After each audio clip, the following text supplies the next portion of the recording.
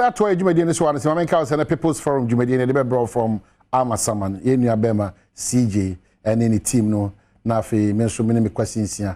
Yatana near the Jumashroom, Kunia, and say, Ma, Casafidina Bell. And then maybe I actually want to call ye, I almost time. One equals near the attempt, because if you catch us, I don't believe in it. The attempt say a solution to the development or progress of this country. Rather than I dream a year to a home for so.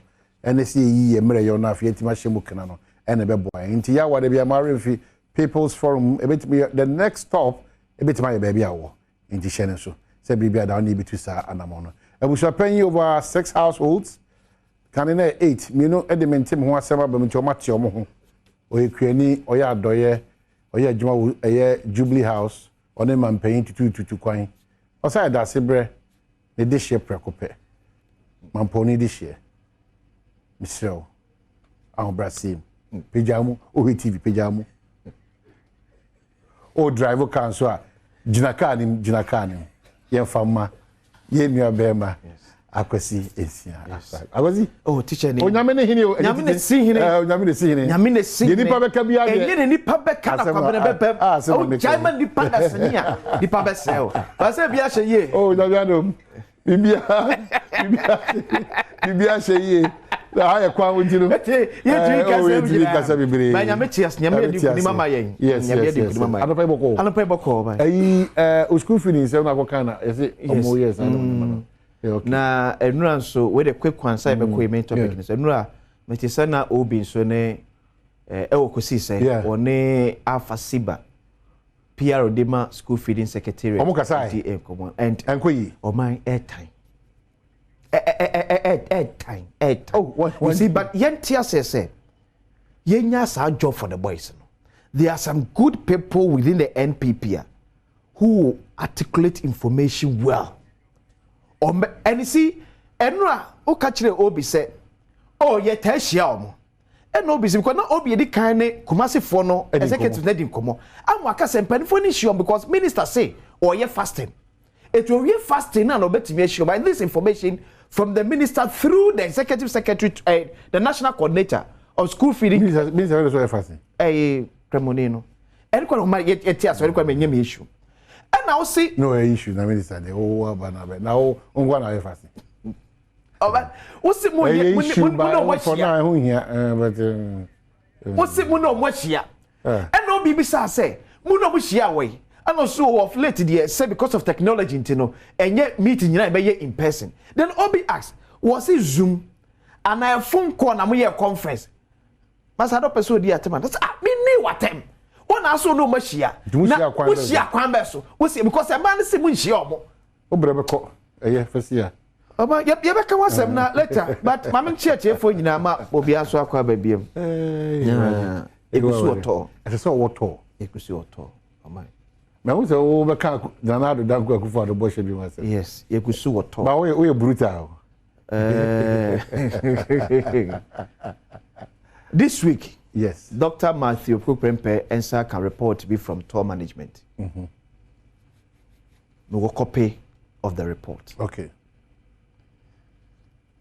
Cabinet meetings, ya koso on TOR. Nyamiadum, minka si nyana, but a portion of the meetings. Okay. Minutes na akokoso. Who said Dr. Matthew Kuprempe catch say about $2.5 million worth of crude biayira every TOR. I believe it's a report na Nesakano. Emanaten wase. Wanten wase ya onfa investigation na committee no TNE no. Emma Attorney General and prosecuting. Oh, so there's a prosecuting confobia. Oh yes, because the minister say biayira. Enya misplaced o. Adia yira chesa chrono na abem. Ghana mamreti ya chronobo. The entry department. It say no crese o musa because me mati o me say report am read ni say. Condensate the free Ghana gas eba toa. Omuma BDC this no ebefa ye convert ya na bia befa raw 91 ye na friend no super na petrol. But BDC is ni bia ebefa the last way eba na posi e bia yira no. Offer more than an also offer. No much film. And the minister management no. I invoice that BDC no. No so bibinti. Me more this say se wan tua wi a me maka na fo nyina wo BDC kura wo ye me sim kuta report se bibi ti me mo di se because mo se wa shase e pay back ne obefa ma ne bro so no se wan tua wi that timeline e dia ma no fa bro so say kwa brentwin from here okay se wan tua that timeline na management dia ma na me maka na fo nyina wo ne pabone a that BDC no wo ye. But it's unfortunate that say Dr. Matthew Poku Prempe nyamre management na nim komo and no break that news. But the maker say yes, Chronobo and Akoso, of which Napo was not wrong. So Chrono and Akoso. But maybe say Yamamu invoice na so man dia Napo making sure as Attorney General are prosecuting the BDCs, the management nipana or what's our facility na ehwetoso. But anyway, just by the way, few minutes now. Yes. Dr. Matthew Opoku Pempa no Pemisa Chiobiem. And I know ya call to na ukasa say when I'm repeating one case was more can say. Bibi ko wrong water. Yes, there's a sector minister. Yes. There's a sector minister. We know say your management water. We know say your board water. But there's also a sector minister. The sector minister responsibility ni yes say. Obe making sure the tour is working. Now, man, we say, oh my Ghana, September not 60 years. About 60 years ago, Kwame Nkrumah be a tour. Na Ghana young oil, Ghana. By ye be 60 years down the line, ye be a tour, nya oil or Ghana hanum no. A ban pen for me, everything possible, say, you be collapse a tour. Some government officials. O ma dwempo nyina ne say yen collapse to and the minimum adwempo a etas had nachi and it's so sad sebeba ne sa and it's happening under Dr. Matthew Opoku Pempe.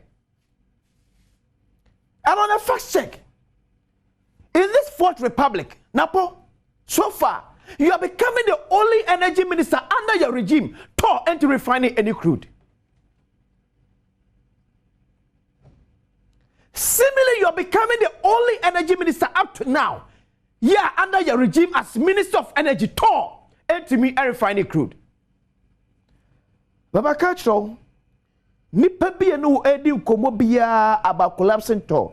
Yeah, Kaisa Asem, Director Pacho. Okay, that's no project na amanfo if you know every story be and care home. Modern Ghana, this story is our Daily Graphic. And what other platform portals be brave so. Tor will process crude under my president Nana Adom Akufo-Addo. And in fact, what they got for the Daily Graphic. This was 2012. Bosh Nana Akufo-Addo share. It's Dr. Matthew Opoku Pempe. And Krofua etu nsem gu asum. Ese told ye egu you are free so no. Then be omukasa asem na refer them to this story. Say it was the vision of Nana Adom Akufo-Addo. Nipa wohwe na so afo ni panfo atwa no nyina hia no say Matthew Opoku Pempe koye energy minister in my second term Kaisa Akufo sa story Enkrofo a push you send apo to agu eti wadu free to so no be say there be a Kaisa assembly that a quick word so that 30 seconds we yehwe metal plate yeah Dr. KK Sapon ebo to ye say ke yemfa enye maintenance e wo to that a patch my metal plate the same Yama metal plate no ekuwan mo a wina achi asay. Ye dia bicycle to yo. Dr. KK Sapapre and ye to sa metal plate. See fanye siesie e wo to. Benehwe. Ababe say sika esa dia akwa to metal plate fufro. Napo enye so be tawo because the responsibility no is just at your doorstep. This is the current video make catch on. This is the current state of Tema Oil Refinery. Yes, you are your apart from previous fuel. You are more mixing. Near the tour iron.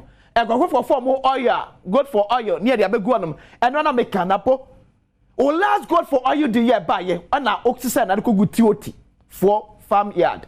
Abra to Tema Oil Refinery. Yeah, a bind ya or more enough facility make media store. We they call boss, yeah, boss, anti young Cataliniano, and now they call private mahona chiaka. Why? Doctor, it's so sad. So something like this is coming from your end. You can't also the courtois and go for that is why you are the minister. Say the one for tour and not catch also fix it. You are there not to enjoy. You are there to fix challenges. Fix it. Dr. Masepuku Prempe. It's your challenge. Do it. Ultimia, simple, bow out. You need your questions here. Ochina. You be sure Nema Brisari Achro on tour. I good even sem. It was.